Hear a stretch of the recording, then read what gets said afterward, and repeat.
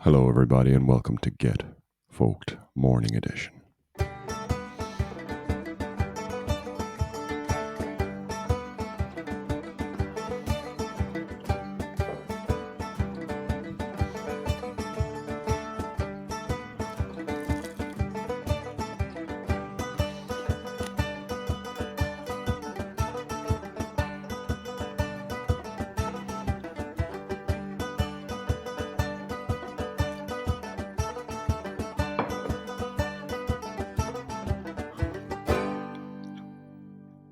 Hello again, and welcome to Get Folked, a podcast anchored in our love of folk music, with enough slack on the line to take you into our worlds of Limerick, Berlin, and beyond.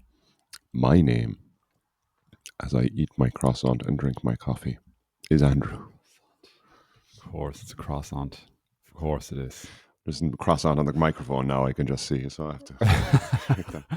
See what happened there? You panicked. You knew you kind of had a waterboarding moment there where you had to lean forward just as you drank your coffee, and then the jingle ended, and then you had to say your spiel. It was all happening You held all at once. Such a pro, man. I mean, and the fact that the audience probably didn't even pick up on that is just a measure of how pro you are, Andy. We are. They might identify when a wasp starts landing near me because I can see one flying around the room now. So that's going to be fun. Oh, there it is again. Oh, hello. Okay. It's just doing the rounds. I don't like wasps. I don't think anybody does really, do they? Although I did meet, did have one friend who always really annoyingly, what's the word? Is it chastened me for reacting badly when a wasp came around? Reacting a kind of a she's fucking. I think the normal, socially accepted way of reacting when a wasp comes too close to you, and they were all like, "Leave them alone, man. Just fucking. You got to be cool with the wasp, And I was like, man, it's called a wasp. Just say that word, and it's immediately evident this thing is going to hurt you. Like, it's a wasp. It's We had this recently as well. That same chastening happened. Well, not I don't say it's, but the discussion went around. Yeah, the argument for the wild Tasmanian devil attack mode on the wasp was that defense mode. And the person's argument was, I have not got stung by a wasp, and I smack every one of them away. So that's pretty much like. But you stand there and just look like you're frozen to like in total fear of your life as you wait for the wasp to gradually move across your lips, because that's where the sugariest part is with your drink or your beer or your croissant or whatever it is. Yeah, that's what's insane. He's like, oh yeah, I let the wasp decide what how to play the situation. You know what I mean? Like, it's like, no, I'm not gonna let that guy decide how this thing is gonna run out. You know what I mean? He could decide anything. Absolutely, yeah. And he can swing at any moment just because he didn't like the gentle movement. You could try and dance with this wasp, but inevitably that one's just going to at some point go, fuck you, bang, in the nuts. That would be a bad one. I've heard so many bad ones. Like, they go behind someone's glasses, and get them there, or somehow with the mouth, they go into a drink and someone drinks it, and you know what I mean, in the mouth. Oh, it's just so many bad ones. Well, I had one when I was I can remember going to the disco back when I was 15, let's say 14 or 15, in the Borrisokane Community College, in the, what do they call it, where we used to play sport. Do we have a name for that? The lame hall. The lame hall. Just whatever, it's the sports hall. We didn't call it the sports hall. What did we call that? Did we call that was it just the sports hall? I feel like there was a name. Yeah, there was. It was Bully Central. Well, yeah. Well, those of us who got bullied there called it that. All right. Well, we just called it the hall then. So I guess that we know what side of the tracks I was living on. The bully tracks, the bully side. But we were going. I remember like, as I was living in Terry Glass, and I put on a pair of jeans, as you do, to kind of go to the disco, look your best, and then Were they tight? No, I doubt it. I've never, ever, ever been. Well, that's not true. Your wedding, you forced me into some very, very tight pants. But It other was than touch that, and go there for it was touch and go there for a while. Actually, the wedding was nearly cancelled because you couldn't fit into those pants, and it's specifically just your calves. Everything just else my was cats. fine. Well, everything else managed. I wouldn't say everything else was fine. It was your wedding day. I didn't want to. I didn't want to milk the whole thing. Yeah, I'd gotten the guys some suits to look good at my shoulder, and these calves of thunder wreaked havoc with what a very competent tailor, assumed would be realistic male proportions.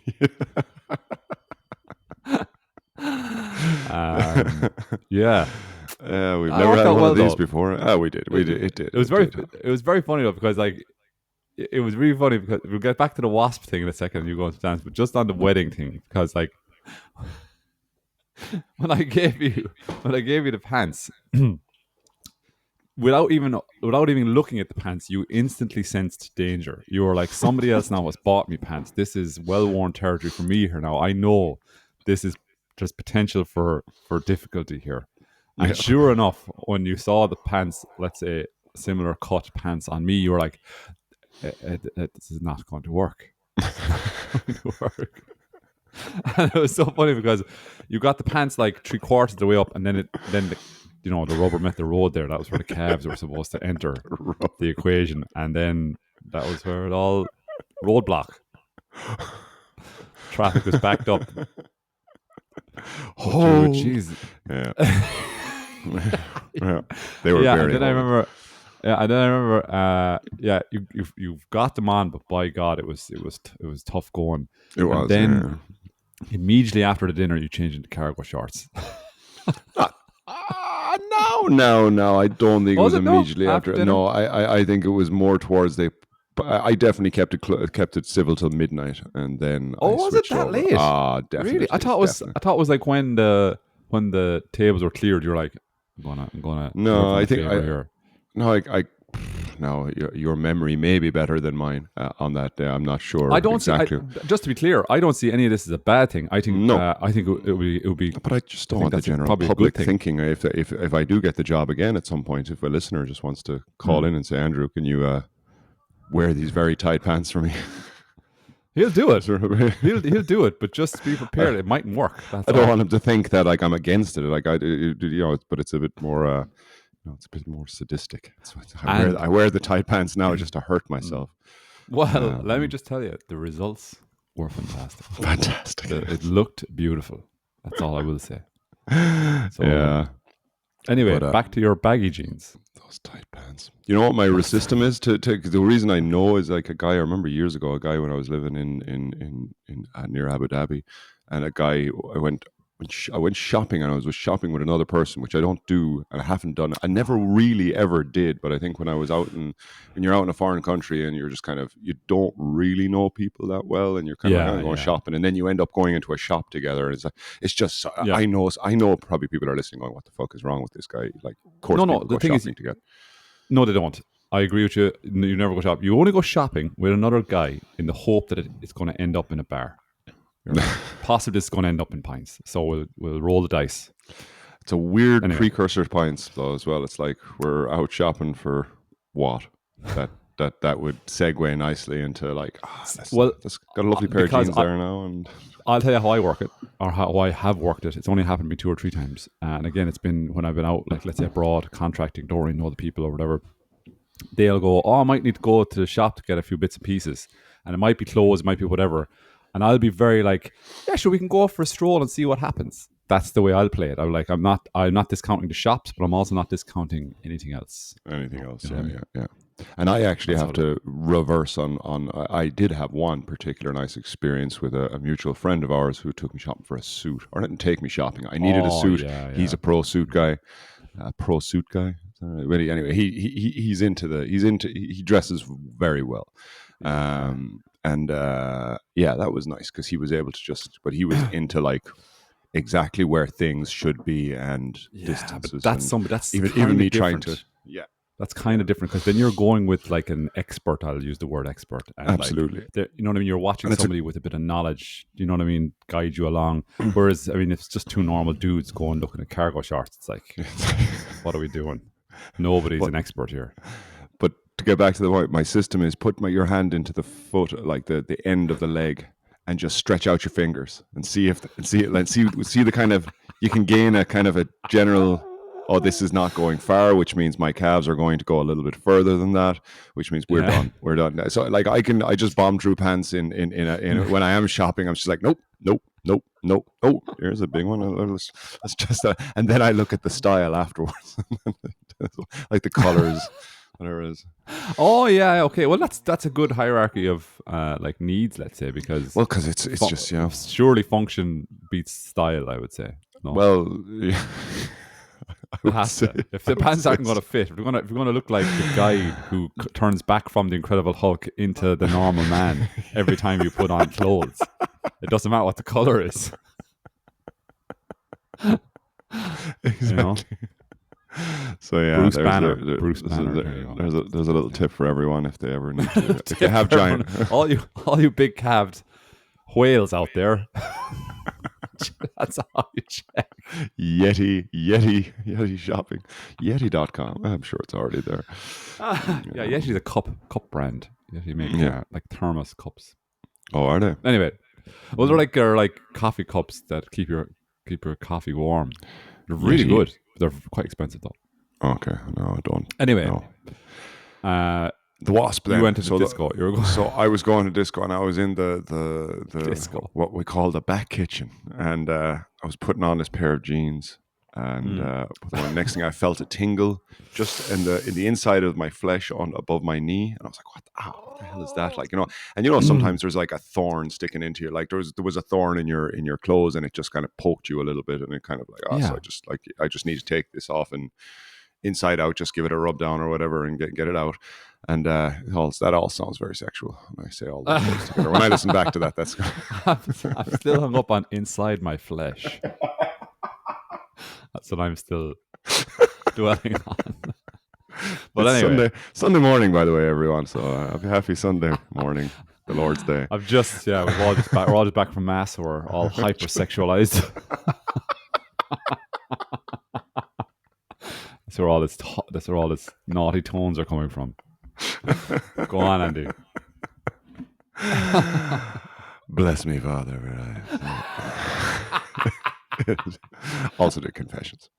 I have nothing to confess. I've got a wasp in my pants. And is that one of the original sins? I think it is. But said prickling on the inner flesh of my leg, that prickle, I was like, what the hell is that? But it wasn't alarming enough to kind of warrant me panicking. Just like, what was that? Yeah. That hurt. But then just a little bit over, so I would say halfway between your knee and your crotch, another sting happened. Or another ow. So it was a sting. Another owie happened. Yeah. So it turned out anyway. So I was at this point. I was like, okay, I got to drop trow here. And I'm fairly whatever. So drop trow anyway. And there was one of these kind of whatever winter hibernating bees or wasps or whatever it was. Those really fat ones that just really like, I don't know what happens to them over the winter. Have you seen that? They go into clothes and stuff like that. I didn't know that. Thanks for telling me that, though. Now I have something to be afraid of. Absolutely, you should be now. But I'm fairly sure that's what bees and wasps do during winter time. They kind of find little places. But I don't really get why they get so fat. Why would bees abandon their fucking hives to come into my pants, into my crotch? And the fact that I got stung twice means it has to be a wasp. And that's the whole difference between bees and wasps. I literally had just this conversation last week, and I can't remember any of the details. Damn, my research is all over the place. Again, this is all kind of conversations from when I was a kid that I remember, but I believe, like, what I was told was that bees can only sting you one time, whereas wasps can sting you multiple times. Bastards. Okay. So what happened? You're pantsless now in the back kitchen. So now I'm pantsless in the back kitchen, and the big fat wasp is on the ground, and I didn't go to the disco. That's pretty much the end of it. Sounds like an album name. Pantsless in the back kitchen, the big fat wasp is on the ground. Anyway, sorry. We'll come back to that one. But that was it basically. So I got stung twice, freaked out, saw the big massive wasp, thought about the what could have happened if it had remained unchecked, because for some reason it was crawling, it was heading north. But they are attracted to sweaty, moisture laden. Well, that's according to my internet searches that are doing it. Attracted by sweat, which provides moisture and salt. So, man, they were going for it. They were going. According to garden myths, aka my pants, wasps are also attracted to bright colors and strong scents like perfume or cologne. That mythological beast you keep in your pants, Andy. That's what they're going for. My God, that could have been so much worse. And did you go to the disco after? I didn't actually. I don't think I did, because I think the trauma was too much. It was also two stings, so I would have been constantly this guy. I'm already not exactly. I'm not lighting it up on the dance floor. Although those discos were less about lighting it up on the dance floor and more about staring over at girls and girls staring back at us, and someone being brave enough to make a move. And then Celine Dion, My Heart Will Go On comes on, and then there's like 15 to 20 couples that have mated in the center. By mated, just like, as we say, shifting. Sorry, I mean shifting. This is not a mass orgy. Mating. Doing the mating dance. Let's say the mating dance. That's better. Yeah. Well, it was always done by. It was always like practiced in the same way you might do like, it's like statecraft, like if there's two countries, let's say, that didn't have any formal diplomatic relations, you'd send out a proxy. Is there a wasp in your cup? No, it's just your pause between countries. You made there was two countries. Oh, right. Sorry. I was going real dirty. No. Yeah. Sorry. No, I'll clean that up. No, but it's like I'll clean up in post. So like you'd send out like your ambassador to approach the person. You know what I mean? And so it was all the initial stuff was done by proxy. And then, let's just to give a whole pile of context here, because maybe I'm not sure if we're just chatting because we know all of what we're talking about and the system. Okay. So like, there's a big, massive sports hall in what would have been kind of the central main town of where Ed and I grew up. So buses would have carted us all into this, what is essentially a village. It's not a town, really. A large village. And in our secondary school was a big hall. It wasn't called a BD. It was just a sports hall. And what do you call it? It was used obviously for sports lessons, but it was also our central place for whenever there was a kind of a, as we say, disco or party happening. And yes, and sanctioned fun, sanctioned by the school, let's say, sanctioned by the school. Put on ourselves, yeah. No, yeah, exactly. So there was eyes everywhere. Back then, there wasn't a whole pile of alcohol, I think, in comparison to maybe what happens nowadays. But or indeed drugs, but probably going on just beyond our reach at that point. But yeah, and what Ed is talking about then is the mating ritual, whereby a line of men or boys. And it's going to sound weird now. Anyways, I'll keep going. We'd all be huddled together. The girls would be all huddled together. And then, as you mentioned, a statesman or, representative from the group would go representing. He could be representing multiple. He could be the kind of statesman that just goes like, I got 7 there. Is there anyone interested? No,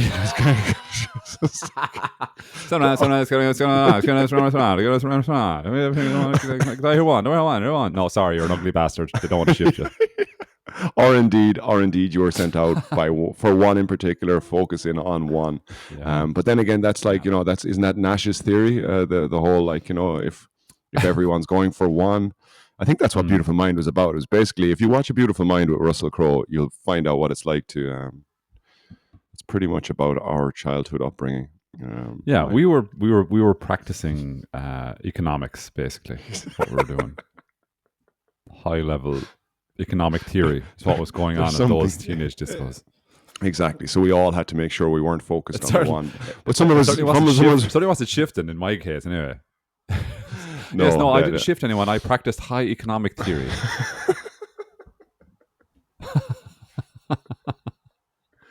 Long story short, neither Ed, I think I can speak for both of us. Neither of us were particularly successful in this world. No. This did not suit our style. We needed to spread our No. wings, go further afield. Do we need to explain shifting? I suppose it's French kissing. If people don't know, You've that. mentioned it in a good few episodes, but maybe you haven't really talked. I actually never actually get you to define it. So yeah, define a shift, Ed. Well, I don't want to get too deep into the mechanics or anything, but like, I mean, everyone's The camera's on, familiar so with. you can also get a prop. Have you any props around you there? Got this first aid dummy that I practice on. No, it's like yeah, it's just a French kiss. Just you're kissing, but there's tongue involved. Both people's, preferably, not just one person barraging the other with their tongue. Usually, the two people barrage each other's tongues, and don't lick the teeth. Mm. Yeah, there's a nice lot of good tips coming out of this episode here now. Well, the thing is, right? The terrible thing is, right? You'd hear like I had girl friends, let's say friends who were girls, and at that time, and they'd be kind of saying, among the group, this guy so and so whatever is a terrible kisser. I'm like, going, that fucker doesn't even know he's a terrible kisser. Did you tell him he's a terrible kisser? And they're like, no, but I'm telling you guys. You're like, that's not going to help him, are you? It's going to make it a lot worse, in fact, actually, for him now. Jeez. Fucking hell. How do you, like, what a terrible way to find out. You know what I mean? Yeah. How'd you know? Now, did you ever get feedback? Is it in the memory? Don't think so. No, I guess my back then was you always don't. no. I was like, no, thank you. Thanks, but no thanks. Your stocks dive. The statesman no longer has interest. He's no longer. I can't even open an embassy. The lobbyist. The lobbyist is like, fuck that. I to move on. Yeah. Nice. Exactly. So yeah. So did you ever try to sell anything? Did you ever try to sell anything? I've talked about this, my fucking brutal. Back about a year, I'd say a year ago on the podcast, talking about me selling the car. You were aware of that one where I. Yeah. No, but I mean, like, that's selling in a professional capacity, where it's like my body. Like, have I ever tried to sell any part of my body to? I don't. Funnily enough, the only one interested was the wasp. What I got. Sell anything. I don't think I've ever really sold anything of noteworthy, and certainly never sold anything with the confidence that I'm not getting screwed over. Right. Always. Yes. Never. Yeah. Like, we have friends that are just wheelers and dealers, and had them my whole life, I guess, growing up where we did. I think a lot of people were kind of into that. Or indeed they were watching their parents or stuff like that. They were all surrounded by that. And I should kind of be, because I guess my father was kind of in that world as well. But no, I'm fucking terrible at it. Terrible, and I don't think I've sold anything. No, it's a skill. The one thing I had that I would say, like, that's a resellable thing was, like, I sold it for €50 because I just needed to get it off the streets of Berlin. I think you were lucky to get rid of that, though. I don't want to harp on about the drawbar that was installed just in that, but that cost me €200 to get the entire thing to Berlin. So I tried to make this a selling point to the guy. It was like, well, that drawbar there, I think I even had a receipt, and he was just looking at me going, yeah, but the rest of it is going to cost everybody, including you, if you don't get it off the streets. So yeah, you're right. €50 was a good deal. It's a good deal. Why you? No, I just think I was talking to somebody who's going for a job as like a sales executive kind of person, and I just thought, like, of all the jobs that would not suit me, that's one of them for sure. Like, trying to sell things. It's a real skill, I think, that there's a real skill involved in that. And it's not even it goes beyond, I think, even knowing the value of this, what I need to make here to break even, all that sort of stuff. It's not just that. I think it's your personality. Like, it's the way you talk to somebody. It's how you kind of conduct yourself in the room, and, like, you know what I mean? Presuming it is taking place in a room or whatever, like, in the interaction. You know what I mean? Aren't Like it's yeah, but I don't want to not by no means an insult to your friend who is going for the job or whatever, or our friend possibly. I don't know who I'm talking about. But there is a certain amount of deception. There has to be. You want this person to need what you have, yeah, unless you are the purest. Like, I am selling like the solution to global warming to whatever, and my sell here is like the passion I can do, but like obviously you're going to have to make money on it. yeah, So I guess there are sales jobs where you're trying to appeal to people's ethical, or their empathy, yeah. getting But them to empathize. I think some products are self-evidently useful and don't require much selling, probably. Unless there's like it's a competitive market, I guess, something like that. But there's other products, that saying, selling the sand to the Arabs, selling ice to the Eskimos, that sort of stuff. There are people like that who are just so good at um, making you feel like you want this thing, or it's almost, I think it must be a psychological thing as well. It's like I want to please this person, and I've felt myself like that draw, in a shop where or something like that, where it's like, oh, like it would be, I want to get this thing, or this is going really well, or something like that, and you know what I mean, like, and What the is go? sale on What the is thing would, what is? like, Oh, as as in in, the conversation that I you're want having. this, I kind of want this thing, and this person seems quite nice, and it is something that pushes you in that direction sometimes. God, I'm terrible because anytime someone tries to talk to me about what I'm looking at, I'm immediately put off. I don't know if Yeah. there's ever been a positive sales experience, unless it's something that no, everyone. I assume Mm. all salespeople are screwing me over. Right. That's probably a bit too across the board. All salespeople are screwing me over, but Yeah. if I go into, like, but I'm thinking too small. I guess I think I'm going into shops or going into electrical stores or going into like whatever it is. Can I help you? It's like, fuck off. No. Just immediately, just How like, dare you, sir? you're not getting me this time. I'm leaving. Yeah. I'm gonna wear shitty, dirty clothes for the next couple of months, just because this washing machine is a fucking. It's all corporate America. Yeah. Yeah, I don't know. I just thought I had a kind of a job once where I kind of had to try to promote this products that the company was selling, and I was just terrible at it. Like I was terrible Like, because like I'd have all like, these ideas in my head about why the potential customer shouldn't buy these things. I'd have these in my head. I'd be like, why would they? was Why this would they do this? upselling? Like, had you sold them something already, and then it was like the upsell or whatever they call it? I think it's There was a called an upsell. combination of lots of different things. There was that, and then there was also then just completely new business or whatever. But like in my mind, I think that's the problem. You can't be empathetic as a salesperson. You can't be in any way empathetic because I think it's a weakness. And like Mm-hmm.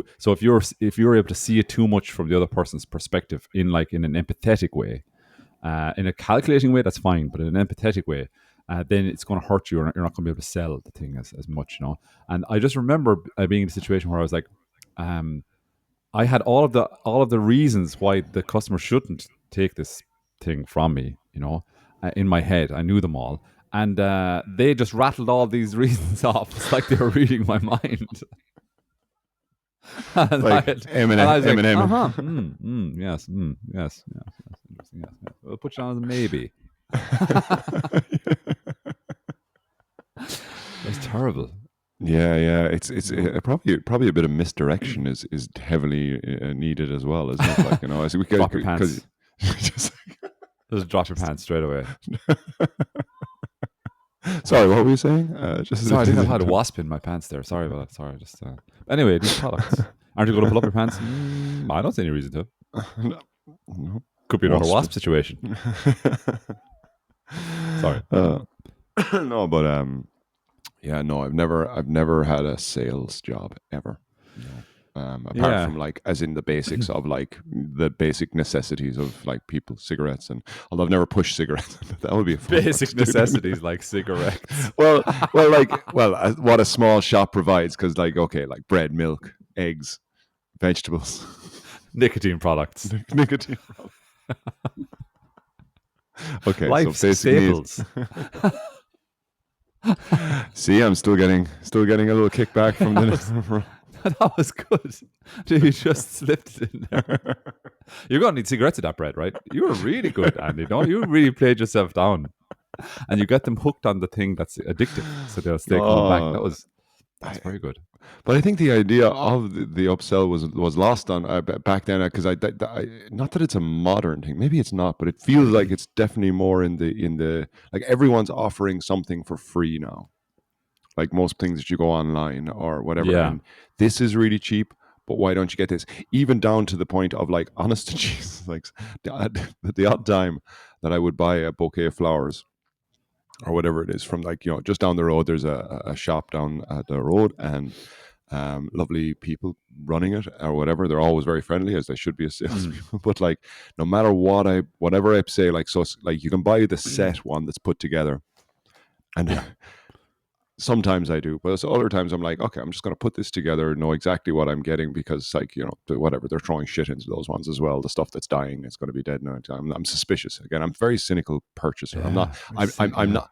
But I'm not. I'm not. I don't think I'm no good to the general.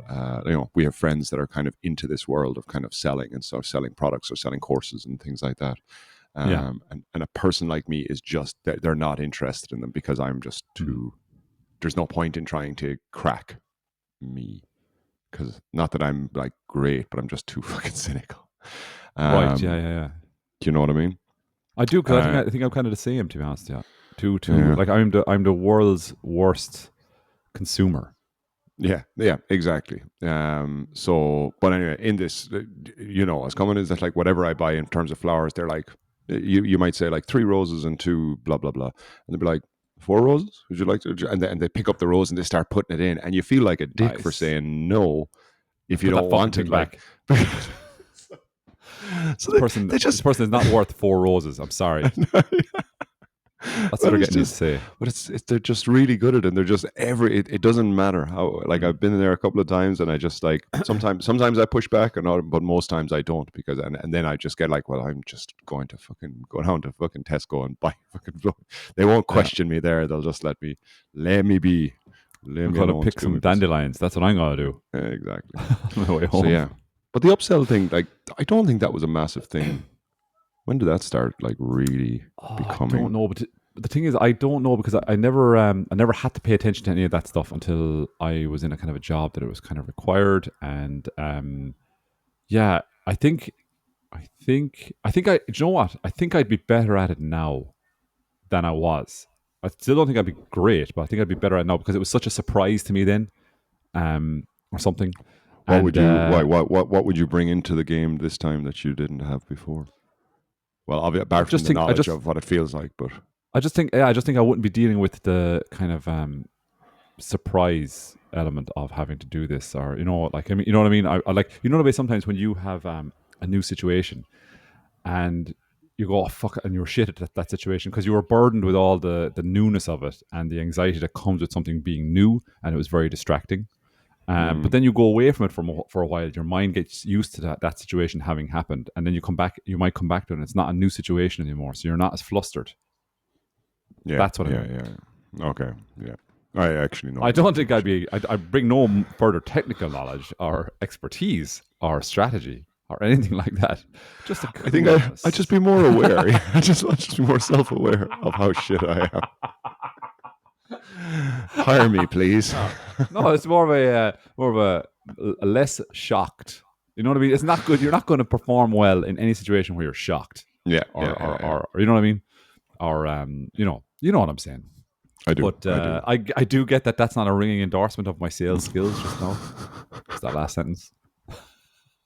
Luckily, I'm not looking for a sales job at the moment. But I was going to say though, I think it's quite important to find out these things though, that you are good, what you're good at and what you're not good at. I know it sounds like a really obvious statement, but it's like, like I found out only relatively recently that there are some things that I'm really not good at and I'd be really unhappy doing because I was really unhappy doing them. And so I'd feel bad for anyone who maybe, like, just take sales for example. If you were like going into college and you did a sales course or whatever, and then you were you have now channeled your kind of attention into this kind of river of sales, career of sales, right? And you find out then 3 or 4 years into it, you start in a junior position, 3 or 4. Now you're like, let's say 27, 28, and you're stressed out all the time, and you know unhappy, and you just don't. You realize it's because I'm not the type of person that actually sells things or is able to sell things. Because I really believe that is a very specific, difficult skill, is to sell things. It's on my mind because I was talking to somebody during the week about it. But cheers. Yeah. But it's also yeah, absolutely. But I guess that works for anything, whether it's like teaching, doctors, lawyers. Yeah, You find yourself too far down the road, and it's like, oh fuck. But I guess everyone can have a swing at sales, and I'm sure there's it's lots true. to learn. But I It's true. guess some of the best salespeople that I know of, um, probably just had it in them as well. Like it wasn't something they could learn. It was Definitely. they were just, they just don't blink. They don't Yeah. bat an eyelid to. Is that the same phrase? They don't blink. They don't bat an eyelid. Yeah, Yeah. I think that's. Is it? It's the same. Yeah, yeah. I think you're spot Both, on. both of them. But yeah, um, Yeah, but yeah, you're better right. to have They better to have. have the safety net. I'm glad to have the safety net, because I guess for my, like, both of us, I guess, in the last kind of couple of years have attempted to either sell stuff, sell ourselves, not our bodies, our minds, purely our minds, Just our ideas. just our ideas, exactly. And found this world to be all consuming. But I think I actually, now that you say that, kind of, that you go, I feel like I the exact same as you when you say that, going back into it now, at least you would know what the terrain, Yeah, whether you're able to kind of get across it, or indeed, yeah, like, but at least the terrain that you're going into. But like, both of us kind of stepped out of our comfort zones into very uncomfortable places, and yeah, like, we're immediately like, what the fuck is this? What the fuck? What the yeah, fuck? yeah. Why is Where this am I? desert so hot? Why is this? Is this desert always this hot? Is there any water? It's like, but I feel like if I drop back into the desert again, I die of thirst slightly later. Exactly. Yeah. Stick with Yeah. the terrain analogy. Nice, nice, nice. Yeah, we'd understand the cactus Mm, do provide, but we'd be there sucking cactus water, yeah. struggling but surviving. Um, Dude, where did you know that there are like cactus, sometimes giant spiders like take refuge inside of cactus sometimes? Did you hear that? Is that an urban myth or is that real? About that story about that sounds lady who brought a cactus back from Mexico to I think it was the UK, and she noticed it was something like, did she know? Now this could be a complete urban bullshit myth or whatever, like whatever, but she noticed that it was moving, like the cactus itself was moving. And then she, you googling me in real time? go Shit. on, go on, Okay, go on. okay. I'll tell you what the version of the story I heard. Right, the cactus started to move anyway. Okay, and she contacted, I'm going to say, the cactus hotline, and the cactus hotline told her that, okay, based on the information we have, there's a high potential that there's a nest of these particular spiders in there, and that you should destroy that cactus straight away. That's what I heard. Hmm. Hmm. Had you heard that before? What's the internet telling you right now about that story? The internet is telling me a common urban legend. Damn it! I knew it. Spider and the cactus story is It had urban legend bells and whistles on it, didn't it? Really, didn't it? it did Anonymous person travels from. Yeah. Okay. All right. often involving a deadly exotic spider or spiderlings emerging from a purchased cactus. While Beautiful. some spiders, like spider mites, can infest cacti and cause damage, the exploding cactus and deadly spider myths are not Oh, based on reality. exploding cactus. Oh, okay. Yeah, I Do you never know heard what? of it. You're right. In the version I heard, it said the cactus is going to explode and the spider's going to go everywhere.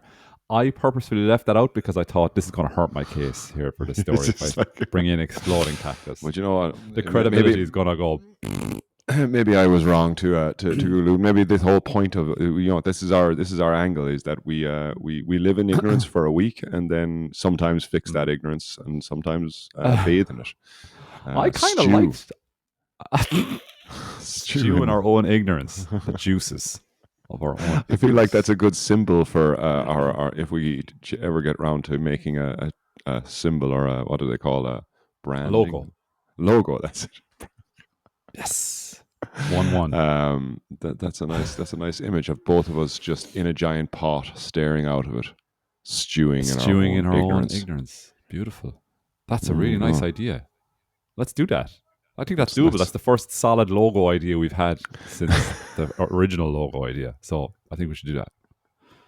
and I also agree with you. It's something that just popped into my mind. It's just we definitely need to work on the old blurb thing, because the whiskey drinking, while we do enjoy whiskey, that's Mm. whatever. There was a couple of things you mentioned in the solo episode that you did. I was like, oh my god, we wrote that. But I think we were much like our tactics of our mating dance. We were throwing as much. um, Throwing as many spores in the sky in the hope that something would. I'm trying to remain clean, but at the same time get the point across, because the spores have to fertilize something, and that sounds weird. Then don't they? I don't know the spores, but you get it. Yeah. Everyone's seeing the imagery. Oh man, this is going to be a beautiful episode if someone ever decides to cartoonify this entire episode. Cartoonify. That's a new word I made as well. Animate, I guess, is probably They're going to cartoonify. they're going to cartoonify us fucking jizzing in a room somewhere. That's what they're going to cartoonify. if I'm hearing the verbals correctly. Um, This is a slow roast of ignorance, by the way, everyone. We're going to put this on a slow boil. this is the stew. That is essentially what a stew is. Is a slow boil It or is. something? I don't know. Yep. That's the analogy they have for like global warming too, isn't it? Like I remember this analogy being used in secondary school for us, not for us, but to us, to explain global warming. And it was like the frog, how they cook frog again, right? I'm gonna just go. The potential for bullshit here is quite high, because this analogy was told to a group of Irish people by an Irish person, and the analogy used was cooking frogs, which nobody in the room had any like touchstone on. You know what I mean? To like attach to reality. So we were all very much like, okay, yeah, cool. So it was like I remember the teacher going, "How you cook frogs is you put them into the cold water and they're alive." And you basically boil them alive, and they don't notice that anything's wrong for a very long time, because water is heating up slowly. He said, and he goes, "That's what humans are like in global warming." And I thought that's a really good analogy. But now Andy's probably going to tell me that's not how you cook frogs. Oh no, that's solid. You have a solid story, and you haven't claimed any truths from it. You were just I feel like I've distanced myself a little bit from the guilt of it, for sure. I think I was a child Yeah. being told stuff. No. But now looking on reflection, and I haven't reflected on the story until just now, but I was like, wait a minute. No, no. Is that how you cook frogs? No. So yeah, all the boiling frog analogy is a metaphor for how people may not notice or react to gradual incremental changes, even those changes are negative or even dangerous, until it's too late. So yeah, Too late. but whether the frogs are frogs cooked alive, but then there is a TEDx talk on the myth of the boiling frog. So Okay. I don't want to. Yeah, I don't want to start watching that. But so there is maybe some. I'm not sure if they cooked them, but isn't that what they do with crabs? Isn't it? They cook crabs and live. Why didn't he just say fucking crabs? Why frogs? It seems weird to cook a frog. It Do you know, does. at It least- doesn't seem like the exoskeleton thing would help the. Not that the frog doesn't have a skeleton, but it doesn't have an exoskeleton. Yeah, so Oh, okay. So with the crab, it's because it has an exoskeleton. Is that it? I just wanted what to you're say saying? the word exoskeleton. I just wanted to bring a little bit of credibility back to the podcast by using the word exoskeleton. Throw that crab into the ignorant stew. He's in here with us now. It's you, me, and the crab and the frog all in the pot. That's being fucking boiled alive by our own juices of ignorance. Don't touch those juices, by the way. You could get pregnant. Don't turn off that heat either. This is very slow. This is going to be a 5-day broth. Oh God. God, you know, it's just I'm just gonna have to revisit basically everything I was told. If somebody comes to me and says Control Alt Delete isn't real now, I'm just gonna fucking lose my mind. You shouldn't have been compressing Control Alt Delete all those times. Yeah, that's just a photo being sent to some kind of central server. Yeah, that's just like, you know, I don't know. Just So much budget like that. I should have. But you know, when you're young and you don't have the kind of perspective that you kind of have when you get older, I never thought for a second that I just accepted that teacher was like, yeah, sure, this person obviously knows how to. This probably 23-year-old teacher knows how to cook frogs. Do you Yeah, know? absolutely. Yeah, the stuff we say to kids is quite good because like I'm just a primary school teacher, but it's they pretty much think you're a god. That Mm. less so I guess now because they all have AI and they're just kind of or whatever. They all have extreme amount of access to whatever knowledge they Yeah, want. But yeah. We were yeah, very back vulnerable. We were very vulnerable. Like many we had ways. no. I remember like we had like in national school there was you know the books. There was a bookshelf at the back of the class, so it had books on it. I can't remember what any of the books were, but that was the extent of the books in the like that weren't in the curriculum. Let's say Yeah, yeah, yeah. that was the extent of the books in the school. And then every so often, the traveling library would come around to the school, and you go Traveling. in. It was basically a van, and there was like Yeah, it was all about. the books were in the van, and you go in and you just see what books you can get. Uh, yeah, so that was it was like this repository of knowledge you had to chase around the rural roads of Ireland if you wanted to find out anything. And then when you finally get inside, it's like, oh, It's like oh, Enid Blyton. yeah. There was nothing about. Well, not that we'd be interested in anyway, but like It's just wasn't a asking your big parents, reader. why don't we eat crumpets? It seems like everyone's having crumpets and everything. They have a summer house. They're always going to this island. What the fuck are we doing? This is like this Although is I have to shit. say the crime rates compared to the Enid Blyton books very low Very low. I do appreciate in that. Kilbarn. Yeah, yeah, So yeah. Julian, I Dick, and don't know. Anne, George, and Timmy the dog. Yeah, that was them, wasn't it? Was it Mm. Julian? It was Julian, Julian, Dick, and Anne. Julian, Dick, and Anne, George. Yeah, five of them. Yeah, that's it. Julian, Dick, and Anne. I don't know. It's just saying Dick is fun as well. You could always, even to this day, like I was reading some riddles to kids. Like school's over now and it's summer holidays, so it's great. But I was doing some riddles with kids, and one of Mm, them, like a lot of the stuff I bought when I lived in the UK, and it's one of those things. Like these are older kids as well, so they're like 12 and stuff like that. And whatever the okay. puzzle was, it was like Ed, Andrew, and Dick were standing at the and like the second I said Dick, I could feel all the eyes darting at each other, and like and just like the sniggering happening behind me as well. And I was like, oh God Almighty, like because I can't acknowledge this. I can't. I just have to keep going and just stand in front of all of them and pretend to be ignorant, and they all think they're smarter than me. And it's just like, and they probably are, but you know what I mean. They're all like laughing at it, and Yeah, I'm like, what's so funny, everybody? yeah. They're like they think you're not in on the joke, but you are. You're just showing a level of Yeah, self-restraint yeah. that Little do they they know if cannot they even listen to the fathom. podcast, they'll be like, "Oh my God." I got called out by a teacher once. She said the word boobs by accident or something like that, and it wasn't even like context like correct or anything like that. It was just it was a like a slip of the tongue, and it kind of sounded like boobs. Hmm. Okay, I think I was in fifth class. I would have been about 11, and I like my buddy was beside me, and I said, thinking I was being really quiet. She said boobs like that to him, and she rounded on me. The teacher absolutely This was in rounded on secondary me. school, I assume. First, no, first I was 11, like so fifth class. Did I say fifth Oh, year? No, I really? said fifth class. Like, yeah, Oh, so I was sorry, 11. maybe you did. Yeah. Yeah, and she rounded on me in front of the whole class. Like, yeah, it's very funny. But yeah, Dick is a. She said boobs. I guess if you were a really smart student, you'd be kind of like in that situation, Mr. Comerford. I'm Oh, not that's a sure I burn. understand. Oh, burn That's on a all the burn. kids Was who that didn't. Yeah, sorry. Yeah, yeah. not No, me? not smart. No, no, no, no. Because this wouldn't have worked with boobs. Oh, okay. Unless because she accidentally said boobs, did she? She accidentally said boobs. That's right. Yeah. Whereas my situation is like, okay, Dick is in the conversation.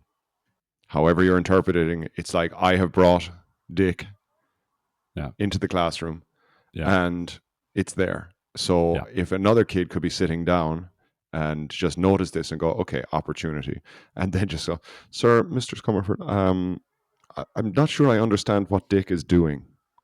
Is Dick, like, and just started, without, if you could just keep it together and have the kind of wherewithal to kind of just start questioning around the character Dick, but you Yeah. Every would his have motivation, every movement. just and does Mary not like Dick, or what I'm trying to understand, Mr. Comerford, is like, because this Dick doesn't seem to be really wanted, or liked by anyone. And I'm just wondering, is it him? Is it whatever the answer to the puzzle is? I don't know. I have to go back through the riddle and Yeah. find out ways I could just, because in those situations I wouldn't be able to. I'd be faced with a shutdown, which I'd never do. For me to use authority to kind of shut someone down is like, I've lost. These are only 12-year-olds. I can't be outsmarted by them. That's why I got into the jobs, just so I could be smarter than everyone in the room. And it's backfired many times. But yeah, anyways, that would be a good one. It would be like questioning, constantly questioning, like, why is Dick's motivation? Why is he doing it? He's doing so many inexplicable things. He seems to be being a little bit hard on everyone, and I'm and I don't really understand why he needs to be so difficult. Like, he's. Well, better that he's a bit harder than being a real softy. I start bringing it back to him, like, well, which would you prefer? That the Dick is being hard, or like, just double back on the wall. Anyway, I hope this isn't too crude for anyone, because we are talking about the name. Yeah, what it's so unfortunate for all the dicks out there that this is how their name is interpreted. Yeah, it's like somebody just woke up tomorrow and said, like, Andrew is another word for penis. I haven't heard anyone though call themselves Dick in a lot. I'm not sure ever. Richard is Richard, which I get for Richard, wasn't it? Yeah. But it's just nobody. Obviously, it would be an absolute. You would definitely not be wanted by any the state representative moving across. He's not going to be. He's not going to be taking on your case. He's like, do you know? I know what you mean in the discos. Do you know the last public figure I remember with the name Dick was Dick Spring, the politician? Which again, brilliant. Dick Spring. Like, fucking hell. I'm just picturing a product now. He was Irish, right? Or was it English? I can't. Dick Spring. Was he having trouble? Having trouble getting it up? You need a Dick Spring. This is obviously before Viagra came on the market. I wouldn't put the "a" in there. It still works. So you need Dick Spring, and then you can have both. Then we can use the actual because we're still staying on point. We're still staying clean with our conversation. We're not going to be beaten by the. Gotcha. We're not going to be dragged into the gutter. Not while we're stewing in our pot of ignorance. No, sir. The future of humanity depends on us. On how this Dick Spring conversation goes. No, I don't. Dick Turpin. Who's Dick? I never. Dick Turpin. Never knew a Dick Turpin. Well, I didn't know. I think he's a fictional character. Dick Turpin. Wasn't Dick Turpin like a highway? I'm talking about real world people. Real. Okay. You know what I mean? I know. Like, okay. All right. Because Julian, Dick, and Anne. Okay. All right. We can. There's only so far we can take the famous five and Dick Turpin. Okay. Yeah, but again, I just want to go back to Dick Spring. I mean, what a name! And he was a really respected politician. I think he was leader of the Labour Party at one stage in Ireland in the 90s. That was it. Yes, absolutely. Like that's probably the peak of Dick. Is Definitely. Of the name Dick is that's I don't know if there's another one internationally that has ever climbed to the upper echelons of society. I feel somehow like the word spring was also like given a boost by having been hitched onto the dick. To Dick. We're leaving out the articles altogether, are we? Please. I think. Well, for if we want to get past, the The censors. who censors. That's it. Okay. They're all over us at the moment. Rightly so. Rightly so. Yes. But yeah, that's the last person I remember with the name Dick in public life. What's he doing now? I wonder. Real world. Is he still alive? I wonder. Oh God, I think he actually did. He pass away recently? I don't know. I don't want to say that in case he's not dead. Yeah, Dick Spring. Fucking hell, what a name! You know. Again, it is a cool name for a product, though. Dick Spring. That's all I'm going to say on it. That's it. You can imagine whatever you want to imagine, ladies and gentlemen. I'm actually kind of picturing like a toy as well, somehow, like with a spring on it. Just put one that goes like, yeah. Just bounce around the place. It's called a Dick Spring. Shit, Dick Spring. He wouldn't have made it in modern times. The memes would have been definitely through the it would have. Not. He's probably unfortunate that we've stumbled upon this goal now. Now it's time. Now's our time, Ed. Now's the time. We finally found it. We found our niche. This boil is about to pop. Oh God! I was thinking about the boiling of the food, and then, but I guess more natural. Sorry about that, everyone. We'll get that in post. That was unintentional. That entire thing. My apologies. That was probably in an episode of slightly nasty innuendo. That was the nastiest, I'd say. Yeah, but I was thinking about the pot boiling. Okay. And that's where my head was at, but Fair it must have been some sort of cognitive bias that took me towards, it's my inner exoskeleton. Let's just throw in words. Come on, people. Exoskeleton, cognitive bias, disco stew.